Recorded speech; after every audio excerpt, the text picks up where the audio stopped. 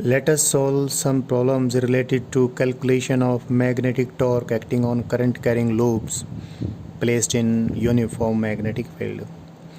Before we solve such problems, let me tell you one thing. When the force acting on a rigid body is zero, that is external force acting on the rigid body is zero, then the acceleration of its center of mass will be zero.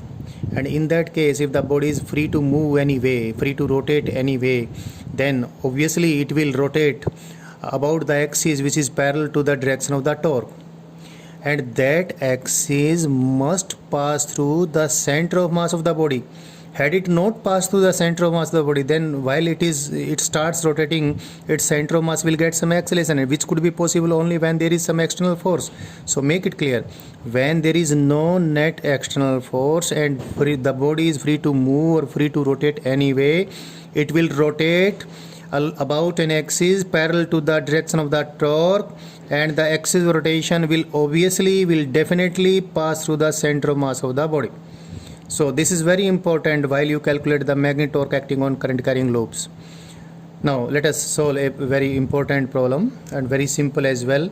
Say the magnetic field is uniform and magnetic field is given to be having magnitude b naught, and it is having that direction which makes 45 degree, which makes an angle of 45 degree both with x-axis and y-axis. Therefore, taking unit vector along this direction in magnitude as well as in direction, magnetic field can be written like this. So this is the uniform magnetic field which is existing in this region, and in this region there is a square current carrying loop. The plane of the loop lies in xy plane, and the square current carrying loop consists of 4 identical wires, each of length L and mass m, and it carries current as I have shown in the figure, that is, it carries current in anti-clockwise direction. So what we have to find, first we have to find the axis of rotation. First we have to find the magnitude and direction of the magnetic torque acting on this current carrying loop, and second thing, we have to find a unit vector along the axis of rotation of this loop, and that we will find, as I told you, the way as I told you how to find that. And the other thing which you have to calculate is when initially suppose it had been at rest and it starts rotating, and initially say its angular acceleration had been alpha. So whatever the angular acceleration alpha it had, keeping that in mind that it keeps on the same amount of angular acceleration for a very small time, delta t, then determine the angle by which the loop rotates in that very small time, delta t. So let us solve that. First of all, let us find the magnetic torque acting on this current carrying loop. It will be, mu vector cross b vector. You can see, according to right hand rule of finding the direction of magnetic moment of the current carrying loop, here what I said about mu vector is the magnetic moment of this, and magnetic moment of this current carrying loop is upwards, and upward is the direction of positive k cap, that is positive z direction. So writing that, and magnitude of mu vector is current into area of the loop, and area of the square loop is L square, and direction of mu vector is k cap, and magnetic field completely given here, it is b naught divided by square root 2 into I cap plus j cap. It is this.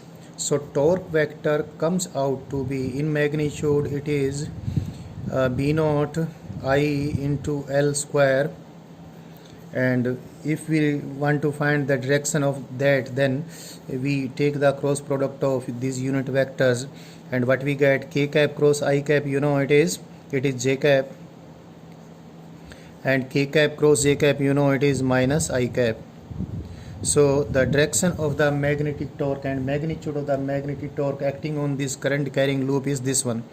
From this you can see that a unit vector, say I call that unit vector to be n cap, unit vector in the direction of torque vector is j cap minus I cap divided by square root 2.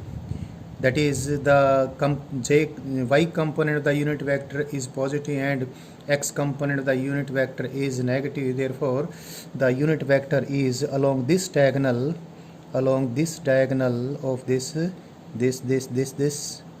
square current carrying loop. So this is the direction of the magnetic torque acting on this current carrying loop, and this is the direction of its axis of rotation. Obviously it is passing through its center of mass.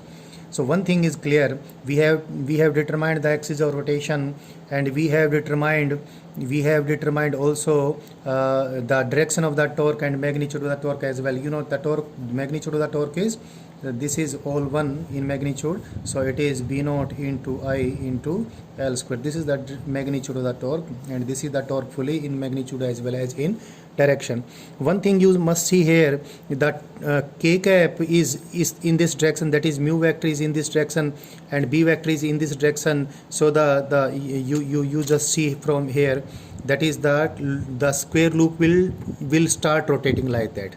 That's why the torque is along this direction, because whenever a current carrying loop is placed in magnetic field, I taught you earlier that it will start experiencing the torque, and torque will tend to align its mu vector in the direction of magnetic field. So it starts turning like this. So that's why the direction of the torque is this. We have determined that using the rules of cross product as well, and so it will start rotating like this. इस प्रकार से ये rotate होना शुरू होगा, और rotate होना शुरू होगा तो इसका टॉर्क हमने डिटरमाइन कर ही लिया है. Now let us find alpha, initial angular acceleration of this loop. We will use what, we will use the relation torque vector is equal to moment of inertia about the given axis into L vector, because L vector has to be in the direction of torque vector. So the scalar relation is as good. This is not scalar relation.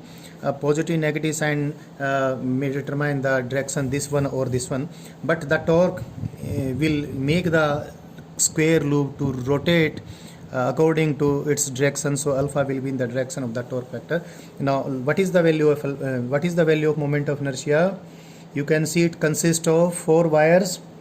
All the wires are identical. This wire will have moment of inertia about this axis, which makes an angle 45 degree. That will be 1 by 3 ml square into sine 45 degree square of the sine 45 degree. So this is the moment of inertia of one wire, and the loop consists of 4 such identical wires. So moment of inertia is this, about the axis shown here, 4 by 3 ml square into 1 by 2. So moment of inertia of this square loop is 2 by 3 ml square. So initial alpha you can find from here.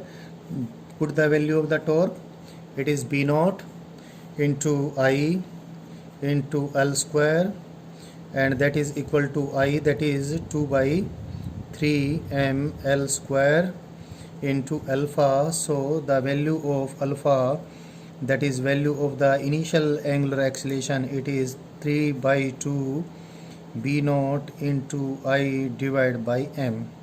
So this is the value of initial angular acceleration of this current carrying loop. So as I asked that we have to find the angle by which it will turn in a very small time delta t.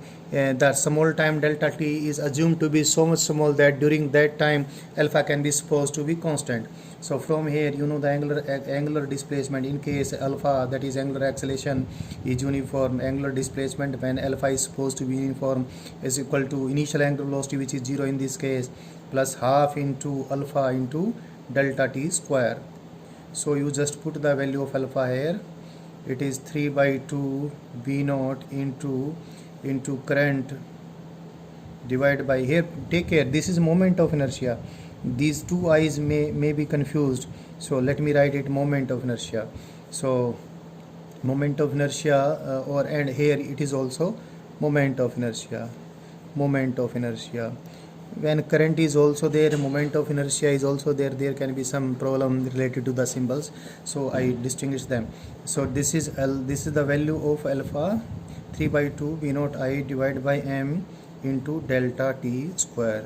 So this is the amount of the angular displacement of this current carrying square loop by which it will rotate in a small time delta t just after the magnetic field has been switched off, or just after the current in the loop has been switched off, and considering that initial angular velocity of the loop had been 0 and delta t is a small time, for that alpha can be supposed to be constant.